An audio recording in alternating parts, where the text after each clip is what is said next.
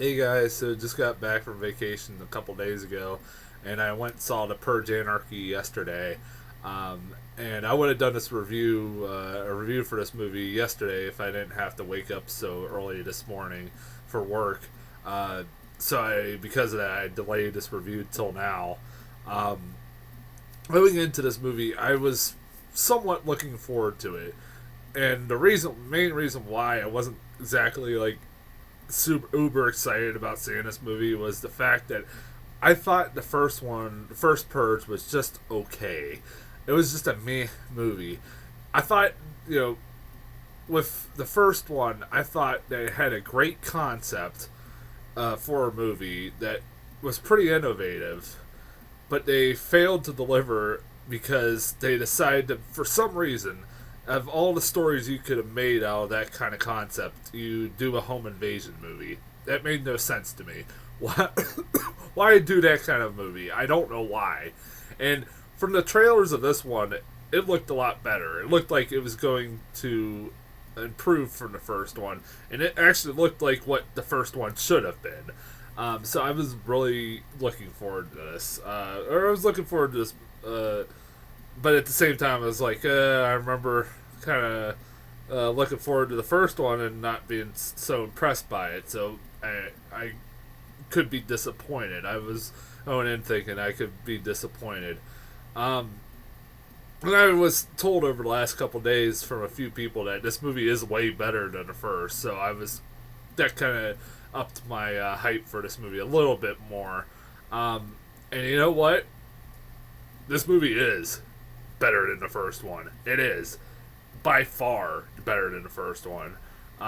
This is a rare sequel word. Sequel like exceeds the first one in almost every way. Pretty much every way, actually. It is really good. I wouldn't say this movie isn't flawless. I will say that, but this movie is pretty fucking fun. It does have its flaws, like I said, and I'll get into those. But I did enjoy this movie a hell lot more than I enjoyed the first one. To give you an idea how much I enjoyed this movie, I saw this right after I got off work yesterday, and I was dead tired. I had barely any sleep, and I was worried that I would fall asleep in this movie. But no. This movie kept my interest for the whole fucking film, and I did not at one point start dozing off. If I would have saw the first one with barely any sleep, I probably would have dozed off. So there you go. That's a weird recommendation. Way to give a movie a recommendation. I didn't doze off in it. But one thing, one thing I could say that I liked a lot better in this one than in the first one is that I thought the characters were fucking way better in this movie than they were in the first movie. Now, while saying that, I will say that I think the first one had the better cast, but weirdly enough, this is the movie that has the better characters. Because while I did like Lena Headey and Ethan Hawke in the first one, I could not stand their fucking kids. They were terrible. Especially that son. He was a fucking moron. Seriously. None of the events of that movie would have happened if it wasn't for their fucking son. And throughout the whole movie, characters in that movie made some really fucking stupid decisions that annoyed the piss out of me and took me out of the movie. Well, there are characters in this movie that do some stupid things in this movie. It's not as nearly as bad as it was in the first one. No, not even close. I like the different. There's 3 different stories going on in this movie, and the one that I thought was the most effective, in my opinion, was the story of Frank Grillo, who plays a man who is the only person of all the characters that you're introduced to that is going out to purge on Purge night. I guess was what you would call it. And you're given a backstory of that. Only reason he wants to go out and purge is because he's looking for the man that killed his son when he was drunk, and this guy was drunk and drove his car and hit Frank Grillo's son, and basically got off scot-free, and he wants to enact his revenge on Purge night to kill this guy. So that's his story. And he's really good. Frank Grillo is really fucking good in this movie. He's one of those guys. Now, you probably wouldn't. That's the name. Frank Grillo is a guy you probably wouldn't recognize. A name you wouldn't recognize. But he's a guy you've seen before. He's one of those guys you just don't know his name, but you see him in a lot of movies. He was like, for give you an example, he was the recent Captain America movie. He was one of the main bad guys. He was like the leader of the group that was trying to take down Captain America. He was really good. He really was a badass in this movie, and his story is something that we've seen done a million times before. Yeah, I know, but it is still really good. He is definitely a really fun character. There's a lot of moments where he doesn't talk, and he just uses his facial expressions to speak. I guess it would be a way to, he doesn't, and he's very good. He's very effective in this movie. I really liked him a lot. You also have the other stories are pretty good too. The second story that you follow for the movie is there's a mom and a daughter who are just trying to stay in on Purge night and do nothing and just live live like it's a normal night for them, with their grandpa who has cancer, and they are basically having to buy his pills, and then they're pretty much dirt poor and stuff like that. I liked. Now I'm going to kind of get into spoilers here, but I liked the weird. But I like that story, and they basically. I'll get into that story, and I take that back. I'll get into that storyline in a minute, but basically, their plans of just staying in on a Purge night basically get ruined, and they get stuck on the streets with Frank Grillo, and also Matt Saracen and his girlfriend. Matt Saracen from Friday Night Lights. I forget his name off the top of my head right now. He and his girlfriend are almost on the verge of breaking up, and for some reason are wanting to go tell his sister. It's never really specified why they have to go tell his sister. I wouldn't say that this movie it has very fleshed out characters, because there really isn't, because that storyline really goes nowhere. Honestly, it doesn't. It doesn't really have a really conclusive payoff to that storyline at all. But he and they're trying to get back to their house on Purge night, and their car breaks down because of a group of bikers that are planning on purging. They're pretty much fuck with their car, and it causes their power steering to basically fail on them, and so they're stuck out in the middle of the street on Purge night. And yeah, those are the three stories you got going on, and honestly, they're pretty damn good stories. Honestly, these characters are a lot better and a lot more, a lot easier to get invested in and or basically get behind. I wouldn't say they're, like I said, I wouldn't say they're fully fleshed out characters or three-dimensional characters, as they're really not. And there are a lot of their stories are pretty much predictable where how they go, but honestly, I like them. I like the characters in this movie a hell lot better. I also like some of the routes this movie went. This movie has in my opinion, a lot more darker tone than the first one did. It explores a lot more darker territories with this idea than the first one ever fucking did. One of my favorite ones was the fact that I'm gonna get into spoilers here, but the grandpa that is with the mother and daughter, that lives with the mother and daughter, at one point during the movie, leaves right before Purge night in a limo, and you don't see where he goes. And they find a note, the mother and daughter find a note that he leaves, and it says that basically, get this, he feels like he's a burden on his family because of his cancer, and he knows that they're, dirt poor because of him. So he decided to make them set for life by basically selling himself to be a sacrificial lamb for a bunch of rich people that want to purge.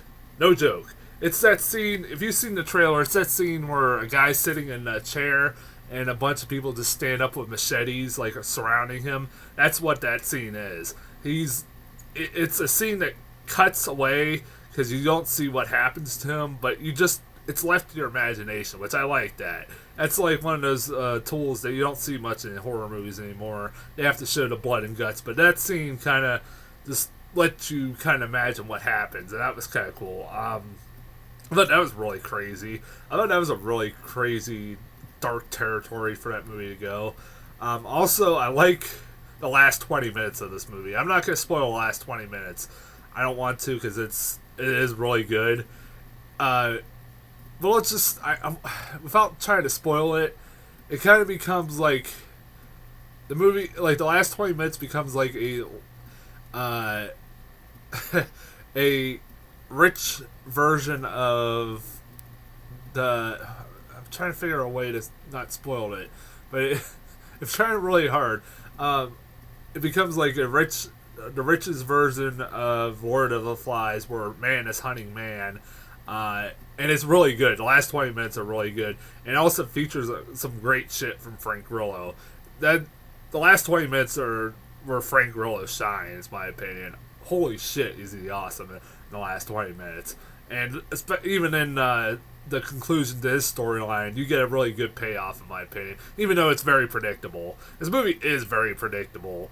It does throw monkey wrenches in every so often, but it is still very predictable at the end of the day.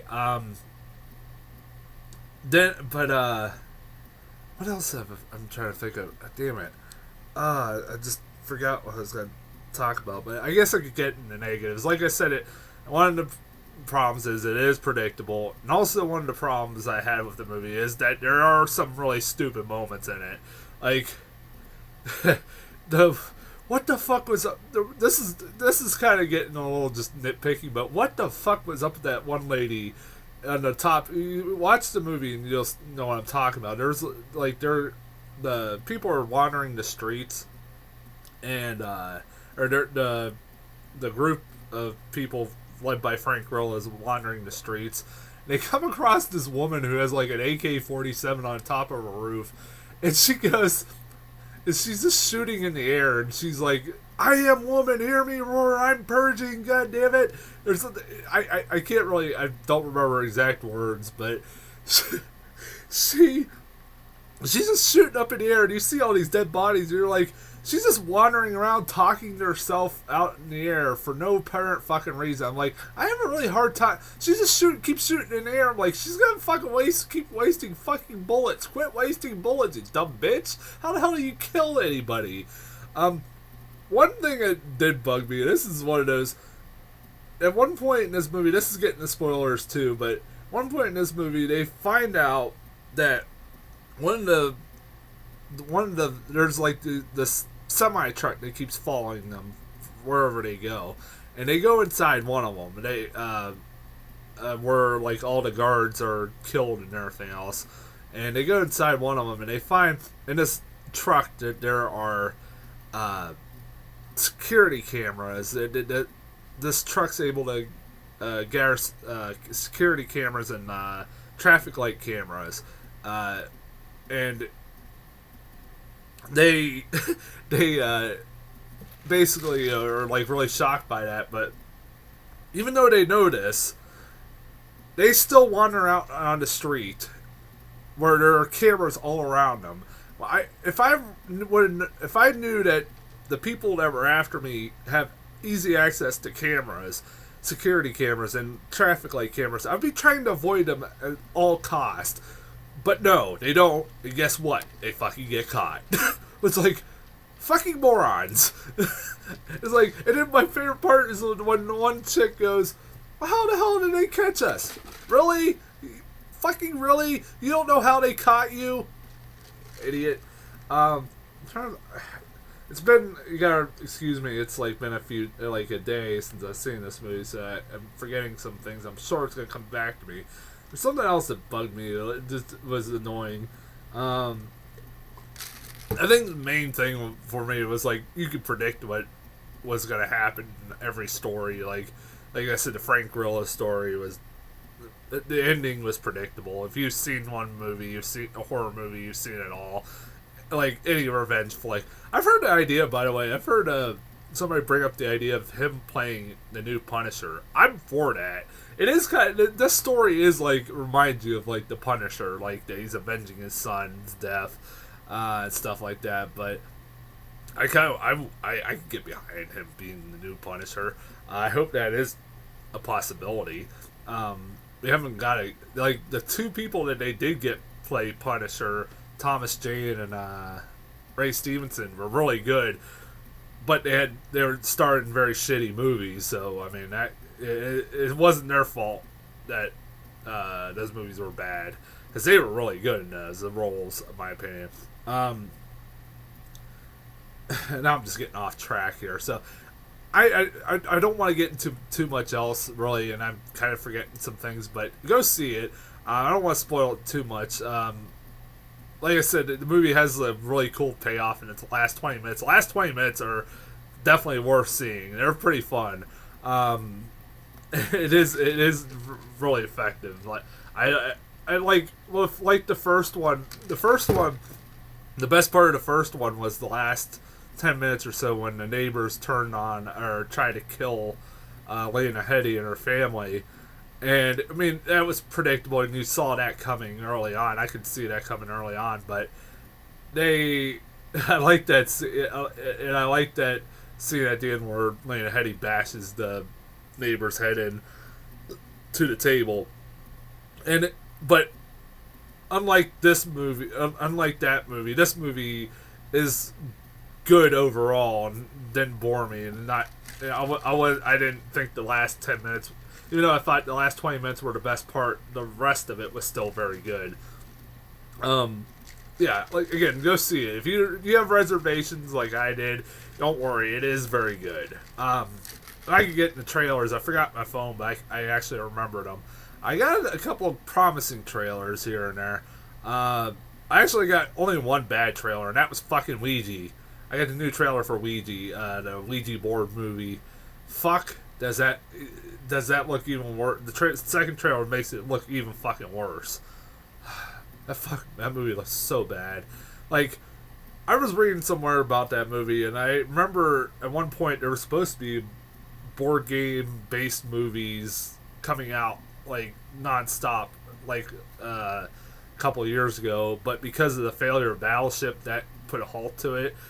And then I read somewhere that the reason why they put a halt on the Ouija board of it initially was that it went fucking over budget. How the fuck do you go over budget on a Ouija board movie? Seriously, I'm not joking. When you go over budget on a Ouija board movie, you know you got problems. Fuck off. So, yeah, this movie looks like shit. I mean, fuck it. Fuck this movie. I got the new trailer for Gone Girl, which is a new David Fincher movie where Ben Affleck's a man that's being accused of his wife has gone missing, and basically it follows the media firestorm that follows, and that everybody thinks that he killed his wife and everything else. It's a did he or didn't he kind of movie, and it's Fincher, and I'm gonna see it one way or another. I am very worried though, because this trailer reveals that one of the main characters, Ben Affleck's lawyer, is being played by fucking Tyler Perry. Fucking really? Tyler Perry is in a David Fincher movie? This guy can't act worth shit. I'm hoping fucking Fincher can do wonders for him, but that does worry me. Is he, like, I noticed how he wasn't in the first trailer at all, and then when I saw him, I'm like, oh, fuck off. Like, I thought maybe he'll just be like a small role, but then you see him a lot in the trailer, like, ah! Like, he played a lawyer in fucking all his other like, all of his movies, he's played lawyers, and he sucked at it. Whatever. But I'm still seeing that. It's a Fincher movie. I'll watch it. Maybe Tyler Perry will actually be good. Weird things have happened. I got the Kill the Messenger was another one I got. It's Jeremy Renner. It's like based off a true story, like based in the 80s, where Jeremy Renner is like a reporter that is investigating the distribution of crack cocaine to the United States. Basically, that he finds out that the government is bringing in crack cocaine for some reason. You know, he believes in conspiracy theories that maybe, it sounds really good. Like, of course, because of that, the government starts going after him, and it looks pretty good. Jeremy Renner maybe will win an Oscar. Finally get an Oscar. That guy's a really good actor. It looks really good. It sounds like a pretty cool story. The one trailer I want to talk about that I did get was the last new trailer that I got. I want to talk about is the Annabelle trailer. I know this trailer's been out for a couple of days, about a week now, and I usually purposely wait until it comes to the theaters to see it, and not, watch it online first. I watch it in theaters, and then before I watch it online. And, wow, is that one fucking scary horror trailer. I don't know if this movie's gonna be any good or not, because I just looked up, I was looking up, is that James Wan isn't directing it. Annabelle, if you don't know what Annabelle is, it is a prequel / spin-off of The Conjuring. And it's about that fucking creepy doll that you seen at the beginning of the first one. You know what I'm talking about. You know that fucking doll, that creepy doll. Everybody talked about that creepy doll. That was a fucking creepy doll. And it's the origin story of that doll. And, like, the trailer shows that it's... I'm worried about the trailer, too. I want to talk about that. That, like, a pregnant woman is given Annabelle by her husband, given the doll by her husband while she's pregnant, and because she wants to put it in the baby's room. And the way the trailer goes, I don't want to go into it, but I have a feeling that trailer just spoiled the whole fucking movie for us. I'm worried about that. Am I the only one who worried that might have spoiled how that movie ends? Because that girl, technically, I found out that girl is, the pregnant woman's name is Annabelle, so I'm assuming that her soul goes into the doll. So, I don't know. I'm worried about that movie a little bit. I am worried about that movie a little bit. Because, honestly, you could just cut that trailer and made a short film, and that would have been, it would have been a really good, scary short film. Honestly, because I'm worried that on one hand that, like I said, it spoiled the ending of the movie, because I swear they showed the ending of that movie, or they're going somewhere different with that. I don't know what the hell that movie's gonna be about, really. If they're gonna follow a different story, because it looks like, I'm not joking, at the end of the trailer, it looks like the fucking pregnant wife gets killed and the husband gets killed. And you're like, did that movie just show the whole fucking film on the trailer? The fuck? But I don't know. Maybe I'm wrong. But yeah, I'm getting off track. But the one thing I want to talk about is the last 10 seconds of that fucking trailer.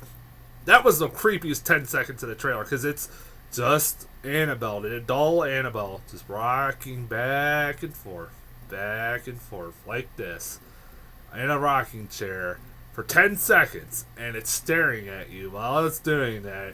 And I was sitting there in the theater going, fucking Christ, cut to something else, cut to something else, god damn it, cut, god damn it, somebody cut to something else, this is freaking me the fuck out. Like, it was fucking freaky. It was this, like, little bit of music being played in the background, and you're just seeing, I'm like, oh man, it's creepy. It was really good.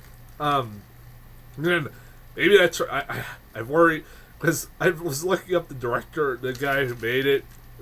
James Wan isn't directing it. The guy who's making it is behind such classics as Mortal Kombat Annihilation and Butterfly Effect. The Butterfly, god damn it, that's easier for me to say than the Butterfly Effect 2.